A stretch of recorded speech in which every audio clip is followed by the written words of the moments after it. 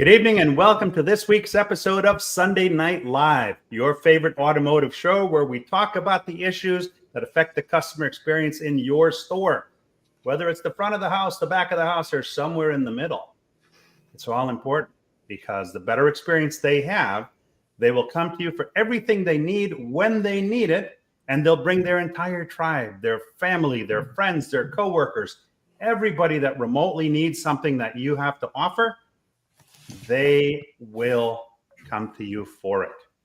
And I'm very fortunate. I've got a great network of friends, colleagues, and associates that come on here every week most every week, not every week, to share with us what they do or what they've done to improve the customer experience at your store. And that goes in many different directions. And this week is no exception. I've got my good buddy, Bill Schomburg. He and I have fine dined together out in the field. His brother, John Schomburg, and my friend, David Rozek, who has inspired me to study artificial intelligence. So I'm going to be looking for Sarah Connor because I think it's something that's really cool. So gentlemen, welcome to the show. I would like you to introduce yourself, starting with Bill, then John, then David. Tell the audience a little bit about you. Thanks for inviting us, Paul. 20 years a professional horse trainer, 20 years a construction guy. My late wife passed 9 years ago, and that event led me into now a third career in the automotive vertical. Inspired by my brother, the work that my brother John had done, and inviting me to join him. And along that journey, meeting yourself and just recently face-to-face David Rozek. So glad to be here. Thank you. Thank you, John. I'm John Schomburg. I am out of the Omaha, Nebraska area. Been in technology since the early or late 80s, I should say, early 90s. Was an ISP, helping to connect people to this new thing called the World Wide Web and the internet. And joined Automotive in June of 2000. I spent 17 years in dealership with two different groups. In a small break between the first and second group, I started a company, do consulting in automotive since 2014. And really enjoy the people in the space, but certainly the people most of all. Awesome. Well, welcome. That's a long time in technology, man. Still got all my fingers. And David, welcome. Hey, thank you for inviting me to the show. My name's Dave Rozek. I've been around the car business for over 3 decades. Messed around with software forever and computers. I'm always working with different vendors in my tech stack. I've started in automotive from kind of the ground up, been through every department, have had just about every title that I can think of in the variable side. And then I kind of grew to the corporate side. I love what I do, but while I've been doing this in my journey, I'm very security conscious. So Ridgeline has a special place in my heart. In addition to that, though, anything with AI, I've been messing around with now for a while. Let's just say I started building a lot of different GPTs and playing in the AI area for really the past 2-3 years, and just building. And I apologize if you can hear my dogs barking. It's just that time of night when everybody walks by the house. Your dog thinks he owns the neighborhood also? All 4 of them think they do, and everybody has a dog in my neighborhood. Naperville is the land of dogs. Well, welcome, and thank you for coming on here tonight. I want to say hi to Keith Pavia. He says, happy Sunday. I was able to meet Keith in person in the store I was doing training at, so that was great. Steve Chesson joins us. John, the internet is just a fad, right? Yeah. Believe it or not, people thought that back then. I remember salespeople like, that's BS. Let's just wait it out. Yeah, they didn't know what was to happen. So And I think AI is the same opportunity. We don't know what's going to happen. We really don't. But it's always better to know more about it than less about it. That way we can be proactive. And since taking up my AI studies, I've built my first chat bot, which was very exciting. The same type of excitement you get when you build your first computer. And that baby boots up from you having put the components together, and then the blue screen, and then the software loads. It's very exciting stuff in a geekish kind of way. But that's how we look at AI and chatbots and AI assistants. My next project is going to be building AI agents, which I think is very, very cool. It just gives me bumps just thinking about it. Mm-hmm. So welcome to the show, those that watch it live and those that watch it on the replay. Today's topic is very, very important. We're going to be talking about cybersecurity. Okay, this is very serious stuff. Recently, CDK situation shut down. I think it was half the dealerships in the country, or some crazy number. And you know, it's stuff that we need to be more proactive on. So tonight we're going to cover the biggest cyber risks facing dealerships right now, how to spot a weak link before the criminals do, building a cyber resilient culture inside your store, why trust is your most valuable asset, and how AI and proactive defense systems are shifting the battleground. There's a lot more that we can do. And it starts by talking about, hey, Kenneth Dunner from Sugar Land, Texas. He says, Paul Meijer, savor the flavor of the awesomeness in you, sir, for sharing your beautiful, well-articulated, eloquently stated, heartfelt thoughts and appreciation, gratitude, thankfulness, honor, love, respect, admiration, inspiration, motivational support, my friend. Wow. That's a fan. Yeah, he's never short on the comments, and I appreciate his support. What favor do you owe him? So, cybersecurity. Okay, it's something that we hear about, but realistically, not a lot of companies do much about. Okay, some of the businesses that I'm associated with, the other day I got an email, and that email was a phishing test. Okay, not as in what size hook or lure do I need when I go fishing. No, not that kind of fishing. This was an attempt to get me to click on something so that I would enter my credentials, and then my device and or potentially network would be compromised. And while there are a lot of security companies out there, they are not all created equal. Okay, I unfortunately, when I want to learn about something, I spend more time than I should to dig into what it is that I'm interested in. And I learned about this company from Bill Schomburg. Okay. And we're going to dig into what they do. Compared this company to what a lot of companies are doing, Ridgeback really is in a class by itself. This is not a paid endorsement by any means. Like my friend Dave Foy, I want to leave this business better than I found it. And I've done a lot of research, and this company is doing some things that I have not seen others do. And I've confirmed that by doing much research. So, what are some of the things that dealerships typically do? They have basic firewalls and antivirus software. Okay, but there's just so much more to it than that, right?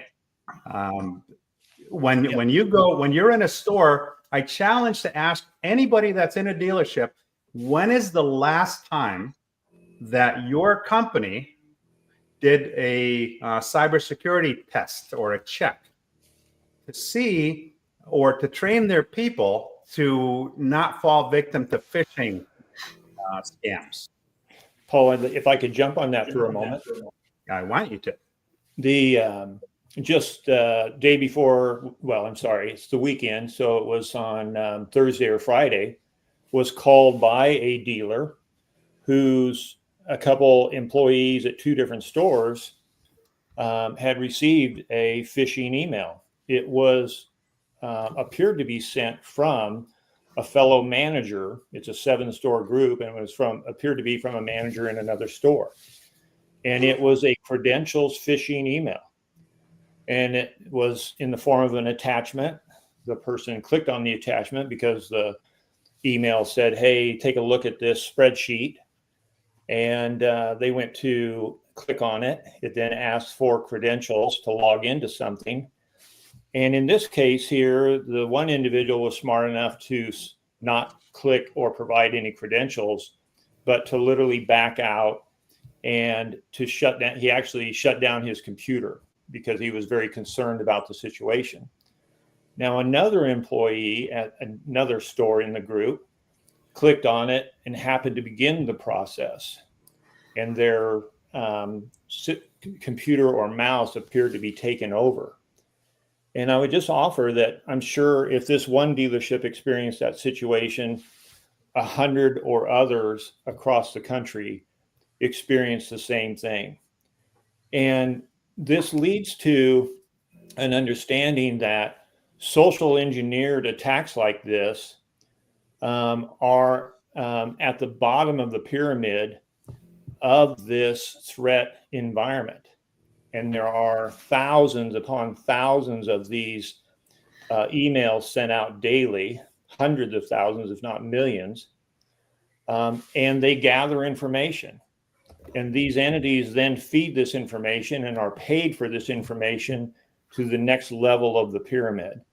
But social engineering attacks are 80 to 90% of the issue. And it's a big area to understand and to fight against. But there's not really software other than what email providers or antivirus software that you can have on your computer that you need to address this and make sure that if your email should be scanned as it's going into your inbox, if it has any links or attachments to it. And so many dealerships maybe have antivirus, but they don't even have that set up properly. And that is at the very basic level of what's called the application layer of the PC. So it's a known attack process, and we need to be able to address it with simply education on how do I set up antivirus on my computer, let alone is it set up properly at this moment? And that's one of the first things the dealerships should look into, because the compliance program also requires you to look into it and investigate it. Now, there are many stores, and I deal with dealerships all the time. There are many stores that don't even have a unified email set up, right? You have people in your dealerships today that have an AOL email address or a Yahoo email address, So the first thing to do, as John says, is everybody needs to have a company email for one, and that company email needs to be administered by the company and their IT department. And everybody needs to go through regular training as to what to look for, because with AI, a lot of this stuff is getting a lot. It looks a lot more legit than it did in the past. Okay, you're not necessarily going to see a bunch of emails with wrong, incorrect punctuation or gross misspellings. You're just not going to see it. You're going to see something that relates to what you're doing in your business. You may have made an announcement about something, and you're going to get an email that ties to what's going on in your business today from a quote unquote coworker. It's not hard to see who you're working with, right? All that stuff is publicly available. And, it could be on a late Friday afternoon when you want to get out of there that you might click on something that you shouldn't.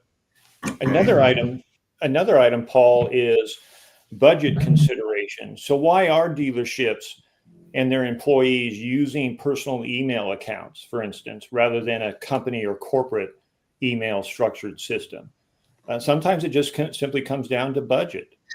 For it, the smaller dealership focuses its budget on the needed items of inventory management and control, CRM tools, and so forth, but have left the lower hanging fruit, which is the more addressable and attackable by the adversary, because of some budget reasons. But I think it's come time now for those budgets to be reconsidered, and compliance is certainly addressing that. And it's going to require you to have this two-factor authentication, as well as the email virus scan by your email provider. Now, most companies today in the cybersecurity world, they are looking at your system kind of after the fact. Okay. David, you had a great post the other day where you had said your dealership got hacked 6 months ago. Do you even know? Talk to us a little bit about that. Well, the simple fact that most cyber intrusions, well, let's say 30% of them aren't even coming through the front door. And, Bill taught me a term called leaky faucets, and things that connect to our Wi-Fi. But really, I think what a lot of people miss is that about 30% of all of our intrusions are there because of our vendor partnerships. Because we partner with vendors and we don't know what their security chain is. We don't know if there's multiple things that, especially with AI. So let's take a chat bot that's, let's say it's a chat bot, but it also answers your phone, but it also schedules stuff into your service department. It works with your CRM. And let's say it works with a couple other tools, right? But that company that you're signing up with, let's say it's a ChatGPT wrapper that's put inside of a CRM. And it might be firewalled and it might be secure to a point, right?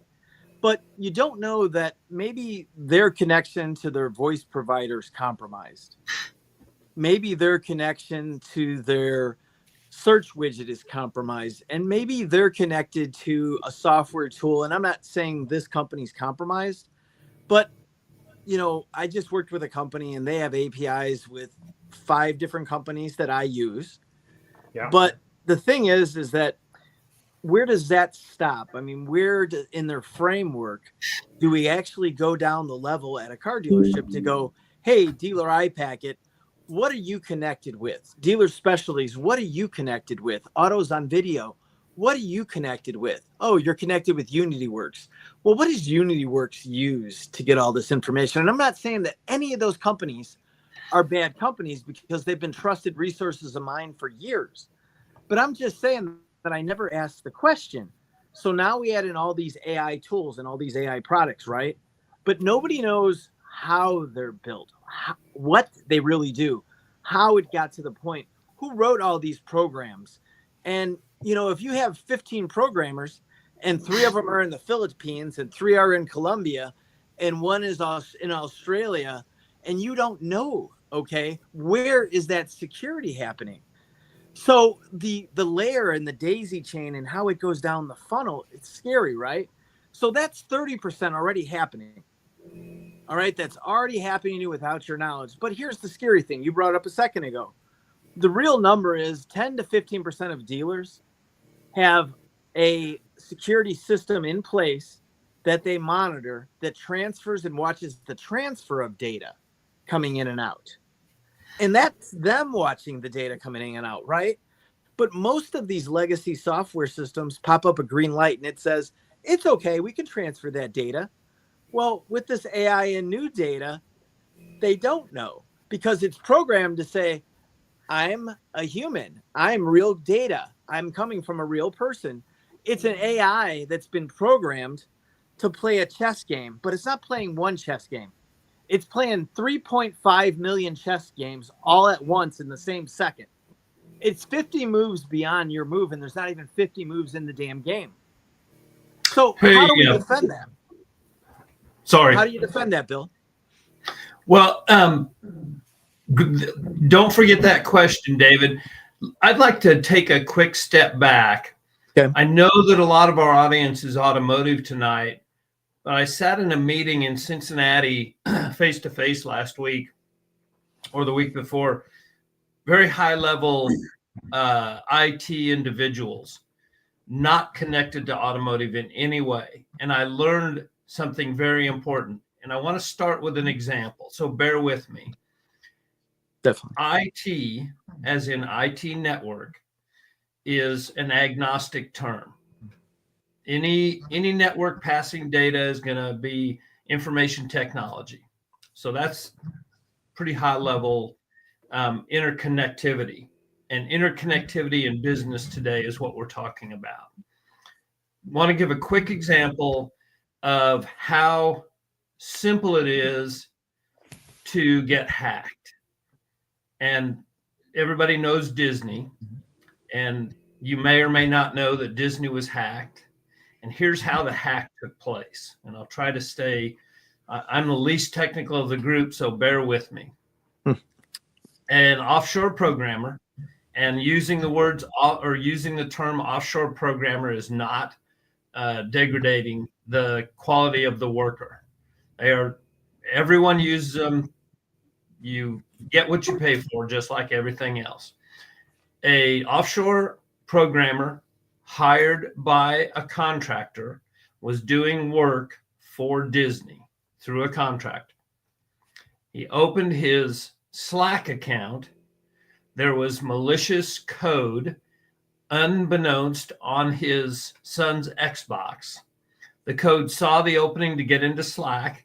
However it was written, it saw that and made its move. And as soon as the offshore coder opened his Disney account, the code jumped from Slack into the Disney piece, hack completed. Now, if that sounds really technical, that's how simple it is. And to the point of the simplicity, whether companies are using what they might consider or being told by their team, this is the best there is. Well, the best there is no longer good enough. It's all legacy. Automotive, now we'll jump into automotive kind of specifically, but remember, everything that we're going to talk about applies to IT in general. Automotive happens to be the example we know the most about. And when I say we, David has seen Ridgeback. My brother John and I have seen it. Paul, have you seen an actual live demo? I have not seen the actual live demo. I've done a lot of research and learned about it. So I know a lot about it. I just haven't sat in the driver's seat yet. So we're going to make some, and keep in mind, we're doing our best here to educate, not pitch. And so you're going to hear some examples. We're very, very confident in the opinions we will use tonight. And here's why. All of the systems, all of the components in IT systems today, be it automotive or otherwise, are all similar products. They're all based on similar technology. They were developed from similar situations. My brother John has extensive background in some of that work. Maybe he'll share some of that with us in a different part of this conversation. The point being, because dealers have been sold the same or similar firewalls, switches, Meraki boxes, whatever it is, those are not bad products. What occurs is in the configuration or the setup of those starts to get a little technical inside of each store, depending upon whether it's a parts manager who somebody said, hey, the printer's not working, and the parts manager, without thinking, fixes the printer. So now he's the tech guy. No degradation on the intelligence of the person. Just things are busy in dealerships. And what's our primary objective? Sell a car. And today, and I'll wind up my little diatribe here, being the primary objective of selling a car, anything that supports that works, doesn't mean it's operating at peak efficiency, safety, or capacity. And thus the inherent flaws related to what we find in dealer networks. The dealers aren't bad. Their people aren't bad people. The technicians, the MSPs, all of the ancillary aspects, and the vendors, nobody's doing anything malicious themselves inherently. What is happening is the risks are being overlooked the CDK event highlighted the risks. Not only did it highlight the risks, it painted a target on the dealer body themselves, and the interconnectivity that was part of the CDK event is part of the underlying issue Ridgeback helps to address. I'll say one last thing and then I'll stop here. Ridgeback is not a silver bullet. It is a foundational shift in thinking, not for automotive IT, but for IT itself. And let's pick back up on David's question. Yeah, so it's okay. I could talk to you about, the way I see it is that many of us dealt with a spearhead attack or some type of phishing attack in the past year or two. The problem is that many times these attacks do not do anything to us right away. So we click onto something and a page doesn't work, or it goes to a 404 page. So I kind of thought about that after I got some more education about this in the past couple of weeks, especially. So I did a survey with 25 people, just 25 people. And I asked them at my current employer, I said, have you ever clicked on a link from an email from General Motors or one of the OEMs or from Google even? And did it take you to a page that had been expired? Every one of them said yes. But the next question was, did you talk to IT about it? Everybody said no, because it just took them to a page that was a dead page. And it didn't shut down their computer. It didn't take over their mouse. It didn't do anything, right?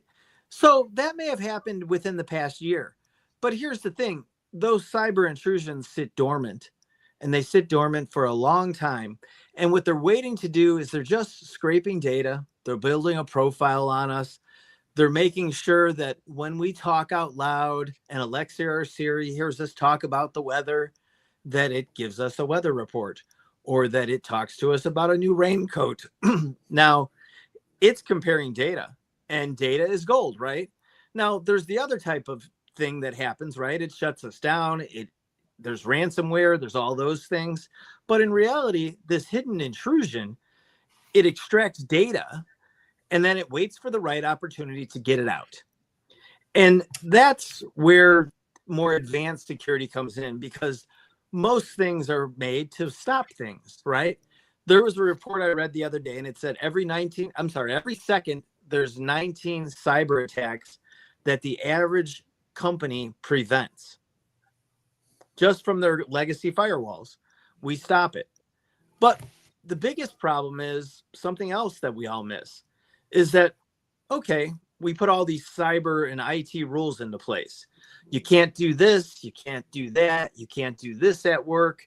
Well, AI makes everybody's job easier. So what happens? We figure out ways to go around IT and everything that everybody's told us to do to go use something. And then we have this device that's on the same Wi-Fi. And before you know it, your personal Wi-Fi is infecting your work Wi-Fi. And it's just a Wi-Fi connection. And you're going, oh, they didn't click on an email? I said, no, they just backdoored your Wi-Fi. So if they're not backdooring our vendors, if they're not sitting dormant, they're also attacking us on our open Wi-Fis so that they can figure out how to get to our secured Wi-Fi. So, and again, it just sits and watches and scrapes. And that's why I said most of us have been compromised for at least 6 months, and probably 80% of all business have some type of compromise. And us personally have something that we go into that's compromised.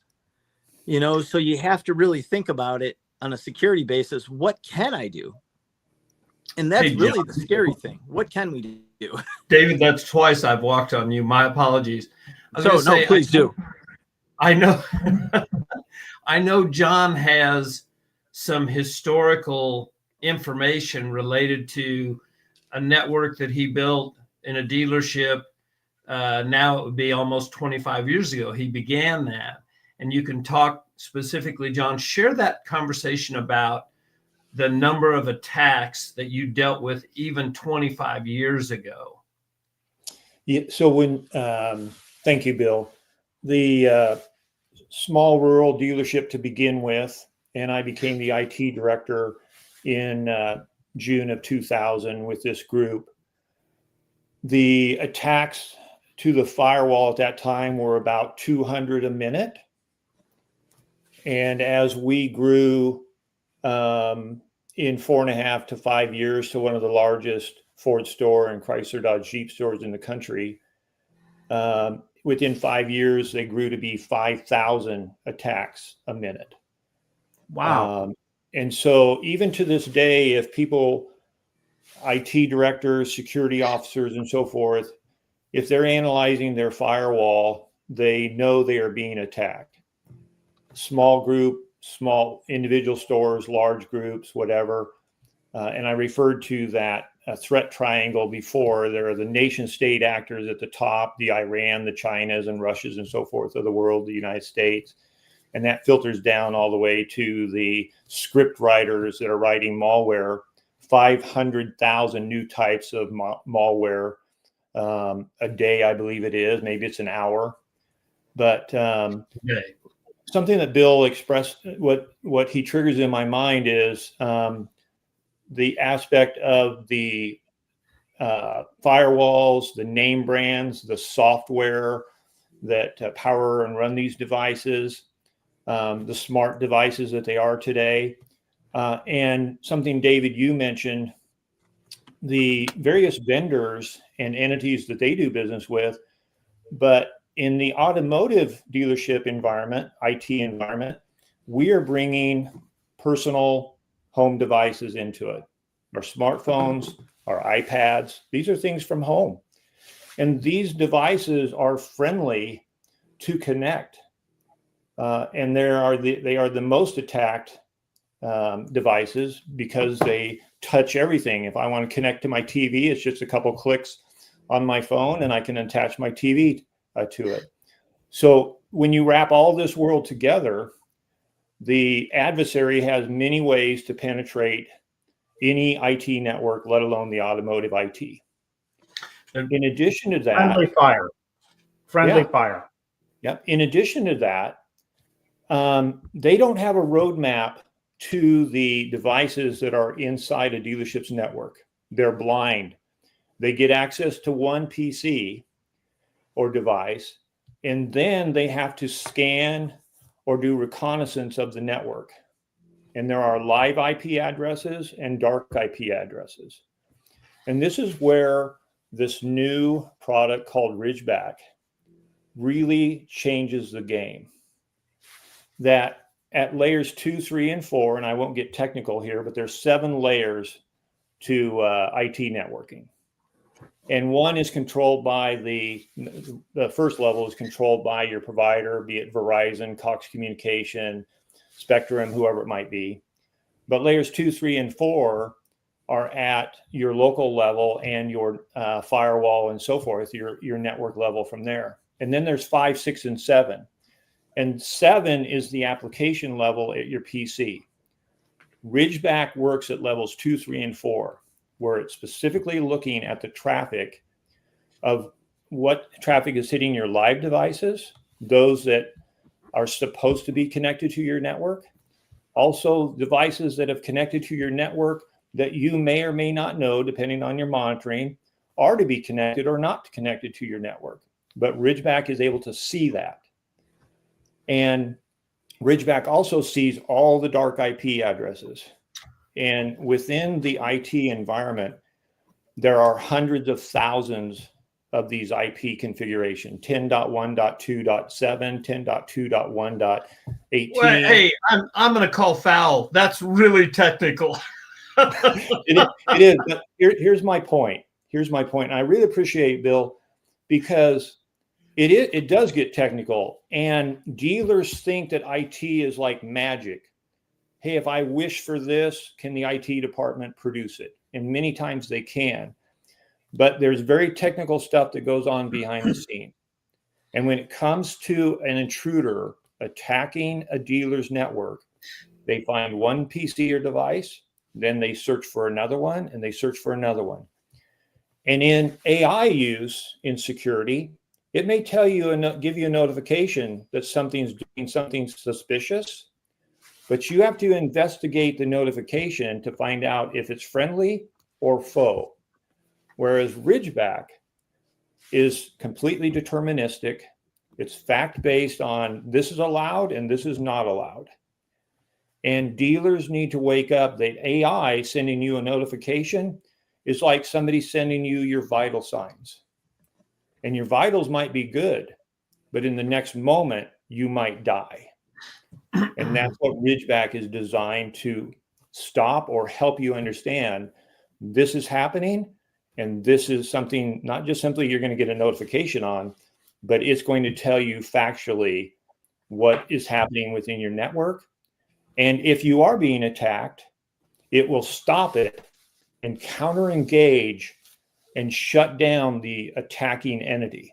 All right, I got to call time. Go ahead. I want to jump in. Lot to unpack. Go ahead. There's a lot of stuff there. Here are a couple of things, okay? And I want dealers to write this down and do it. All right. A few questions you need to ask. All right.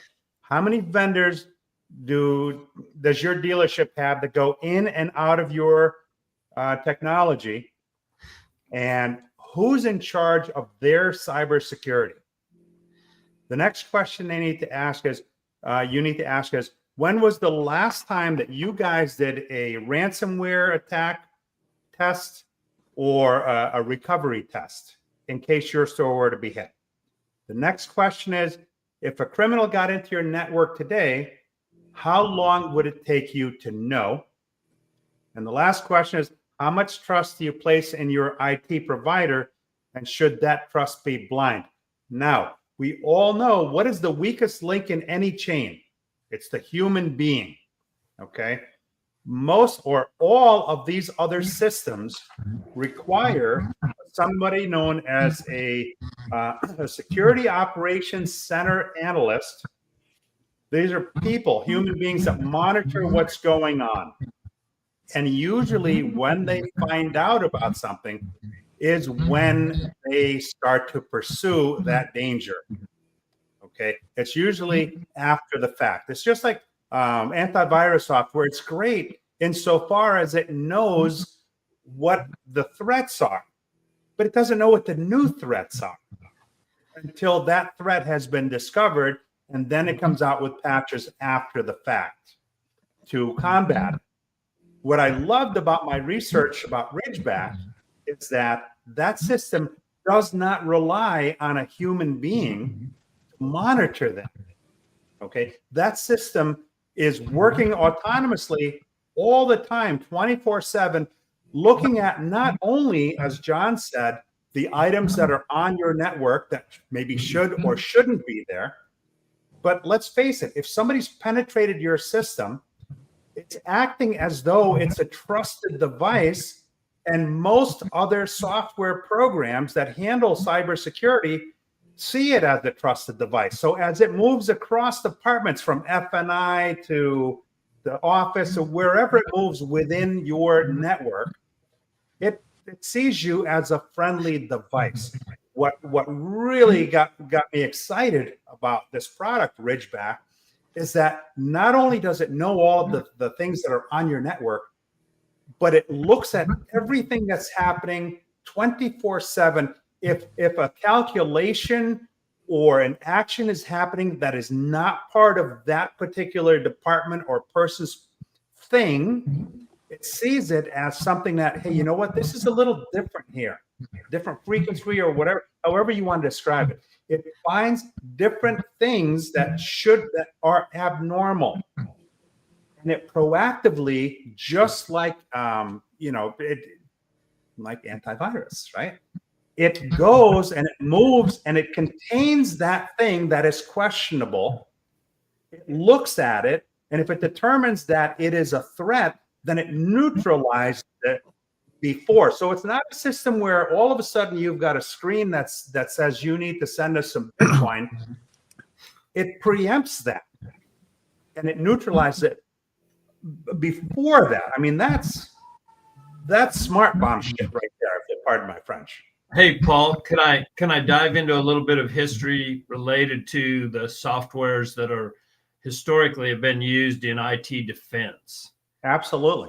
And here's the point. Remember, it's not just automotive, but we're talking about automotive because one thing that you mentioned around vendors and dealers and OEMs, the single most passed around sheet of paper today is the one that a dealer or a vendor is asked to sign. Usually it's the vendor asking the dealer to sign.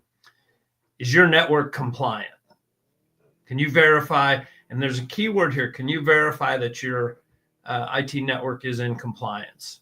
Meaning whether it's FTC or whatever the particular depth of the verification reaches to. Well, if you're a dealer and you're wanting to sign with a vendor, and that's part of the paperwork, you just sign that sheet of paper, and vice versa.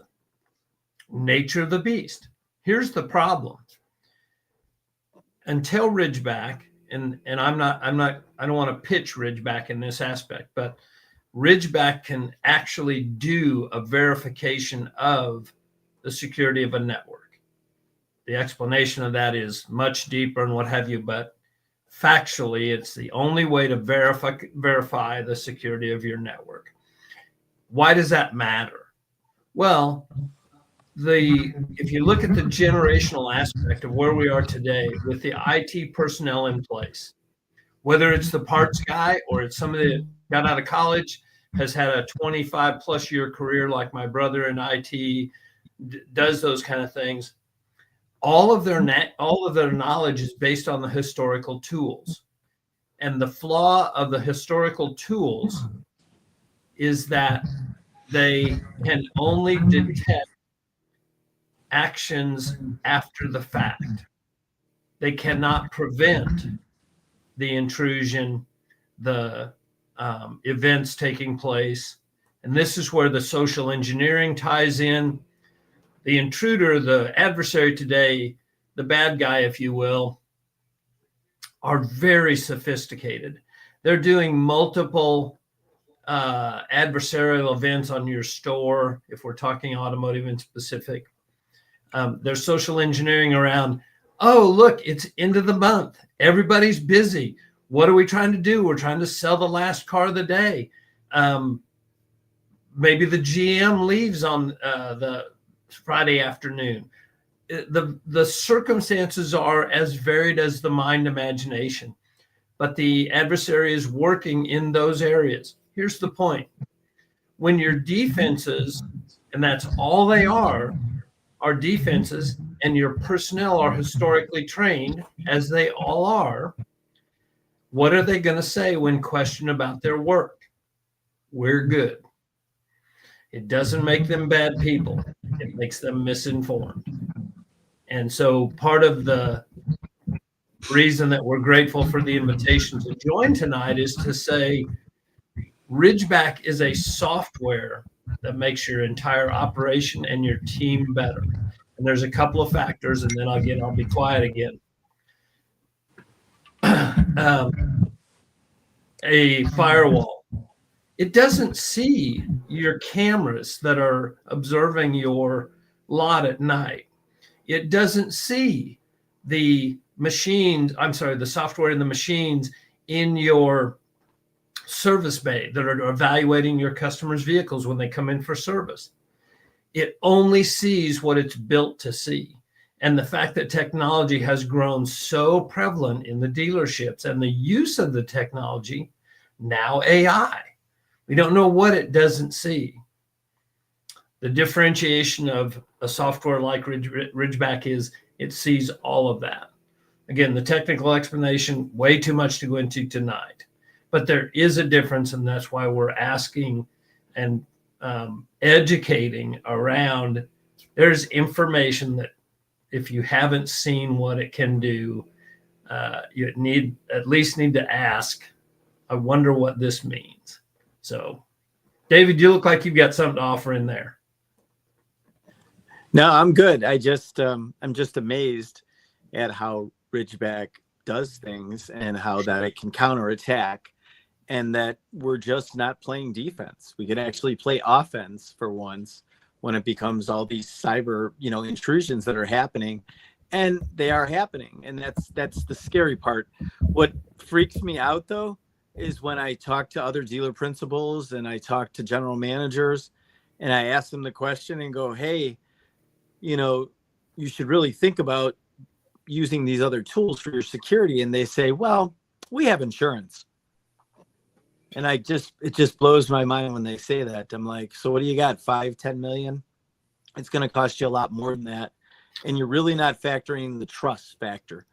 Right. And not only that, but isn't there a new law or something, or it's been a while, by the FTC that requires you, and that's also why they say, hey, you're verifying your internet security is valid. I'm pretty sure that the FTC has laws and guidelines saying that a dealer is responsible. It's not just CDK, for example, when there's a problem. It's actually also the dealership is liable now. So I think that people need to rethink their agreements, not only with their vendors, but just with their policies. But I think that a very smart thing would be, and I know you guys aren't pitching Ridgeback, but I can pitch Ridgeback. I have no skin in the game, and I'm not selling Ridgeback. I would just say that you'd almost have to be a freaking idiot not to have Ridgeback for what it can do and what it could prevent. And it's not just car dealers, like you said. It's everybody. Everybody I meet, and I'm just going, yeah, everybody I meet, you're just a security risk, and everybody wants to put AI this or that on, or scheduling. I have 6 of my friends, and every one of their businesses have a new AI scheduling tool or a new AI operating tool, and it's all connected to their point of sale systems. And when you think about that, that's one of the number one things that people go after. They go after our point of sale systems. And these hackers, they just don't send us a phishing attack. They also try to go to our Wi-Fi and flood it with data. They hit you with a bunch of data packets. It's the end of the month and your system shuts down. And in a weak moment, you don't realize that it's just a fake attack. They're attacking you 3-4 different ways. And all they want to do is get your point of sale information. And somewhere in there, you're connected to a vendor and they're getting in between and they're getting it. And they wait. They don't take your info right away. Go ahead, Bill. Well, you've hit a really key point. The intelligence level of the adversary may not have actually increased, but the opportunity that AI provides.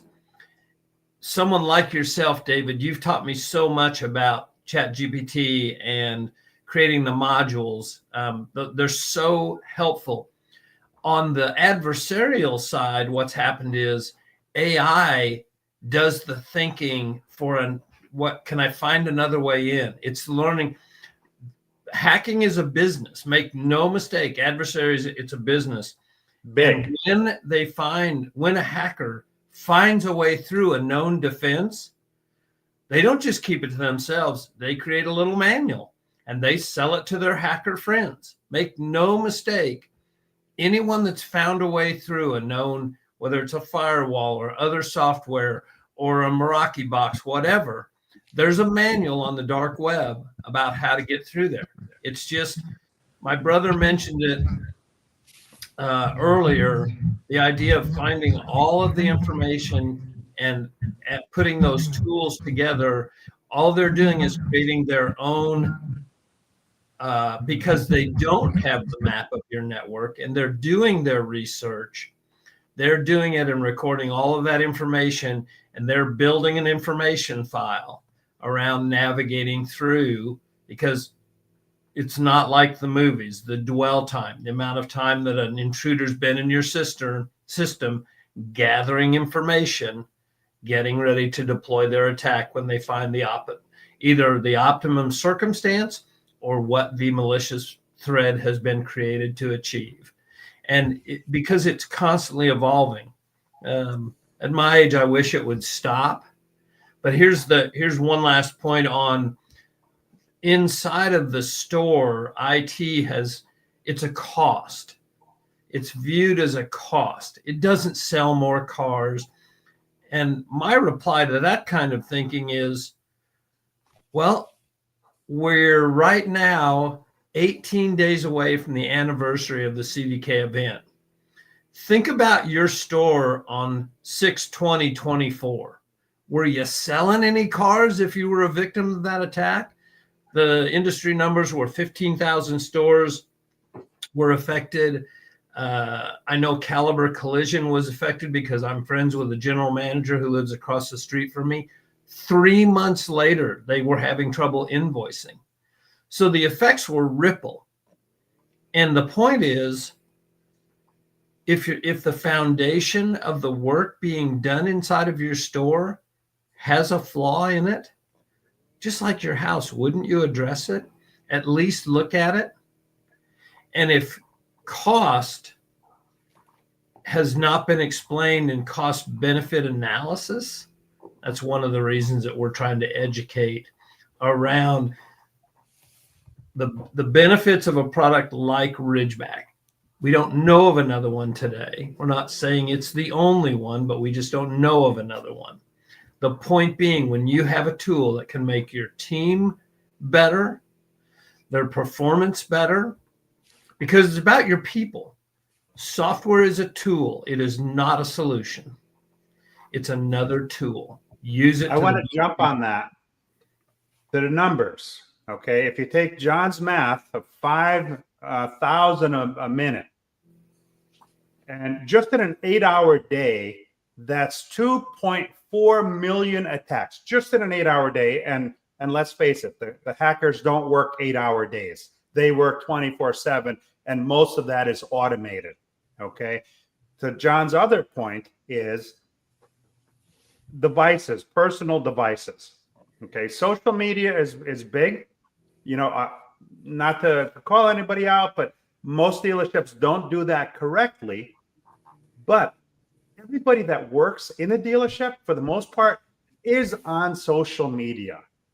And what do they want to do? They want to create the next viral post. They want to get leverage the software that's able to help them create something really stunning. The problem with that is that when you look at some of these apps, most people, just like the dealer signs that form, John, right? For, yes, I'm compliant, but do they really know? And the answer to that, I'm going to say 9 out of 10 times is no. They don't know. They signed for it. So that opens them up from a liability standpoint. God forbid something does happen. Hey, I don't know what you're talking about. I have a signed form here from my client that says they're compliant. How was I supposed to know? Now it becomes a big brouhaha. Now there's some liability on the dealer's part that shouldn't be. But aside from the liability, it's the threat. So people are downloading all these apps to create software, to create reels and videos and things like that. They just hit agree without reading any of it because it's a 500-page terms of service, and buried in that terms of service are all kinds of things like complete access to your device, complete access to your emails, your logins, some of them, where you go on the internet, a whole profile that it can create on you and get into your device, which is now a trusted device on your dealership or company's network. I mean, talk about the ultimate Trojan horse, right? Yeah. Paul, that's where something that proactively monitors is a huge, huge benefit. Go ahead, John. Yeah. The two things. First of all, I do want to acknowledge Wendy Reeves and get to her comment in just one moment. But Paul, what you're expressing is the fact that we've been invaded. We have been the guilty party because of our network environment, because of our smart and friendly devices. And all of the existing historical detect and response can only basically tell you after the fact. It's reactive, not proactive. But it is like an X-ray. It tells you that your device is connected, how long it's been connected. Is it passing traffic? It won't tell you whether it's the right kind of traffic or not. So the firewalls, the switches, and so forth that I'm talking about. Ridgeback is like an MRI or a CAT scan. And without it, you can't tell exactly what your network is or is not doing. And if you're signing off these legal agreements, you're based on historical experience. Yeah, dealers are signing those types of documents, but they really don't know. And the new tools on the market, such as Ridgeback, will tell you what you need to know. It'll show you exactly what is happening in your network, let alone the added autonomous counterattack of any friend or foe that is operating inappropriately in your network. To Wendy's comments, Wendy, protecting the automotive industry, it is all of our responsibility. It is because we are connected by the internet, our networks are connected. And it will take all of the automotive industry. We're not going to get it all. No product will. But we need to start looking at new technologies, not simply AI, but fact-based, deterministic. This is allowed, this is not allowed for it. And really begin to investigate and change the way we work. Cost benefit, 5 minutes spent on some of this new technology and what it will allow you to do.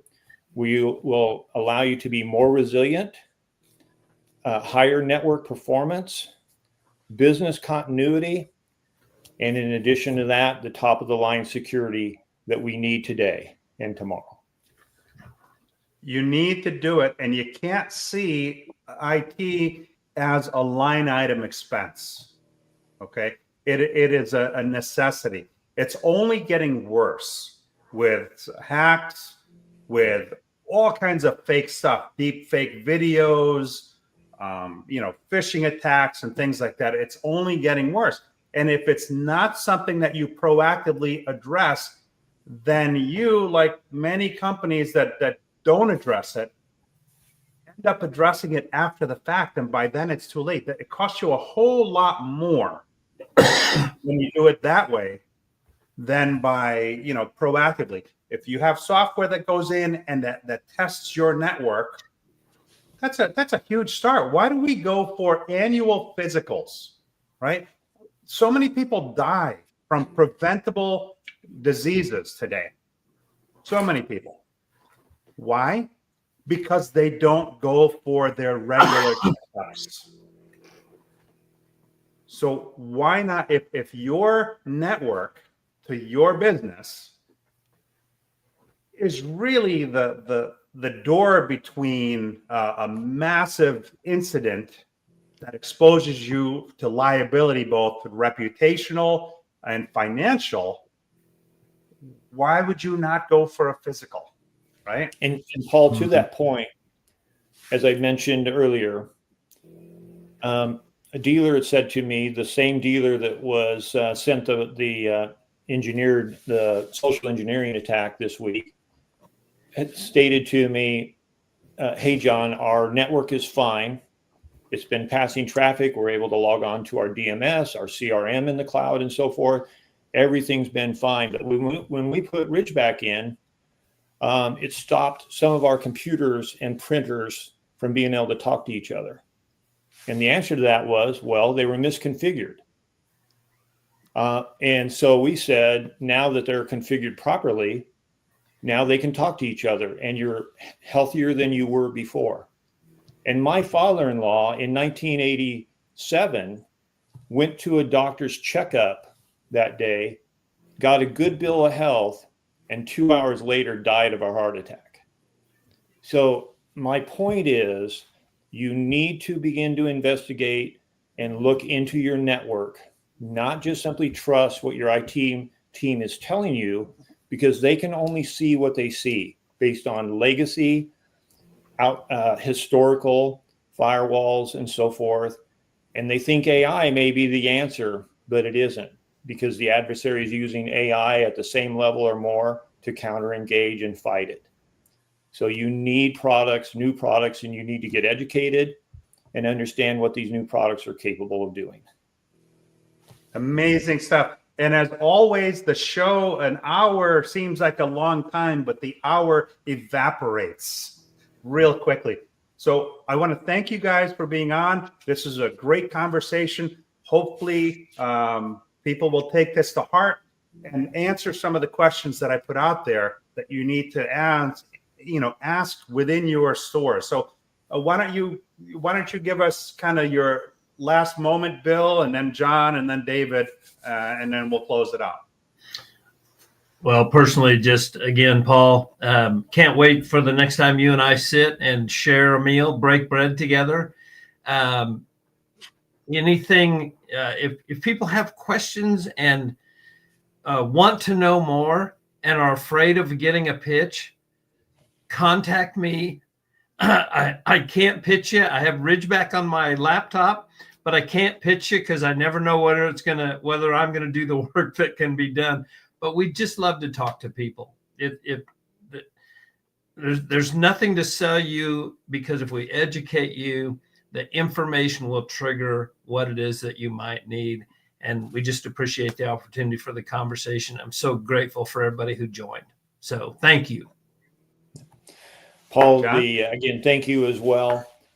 A couple of thoughts to close out here. You can't fix what you can't see.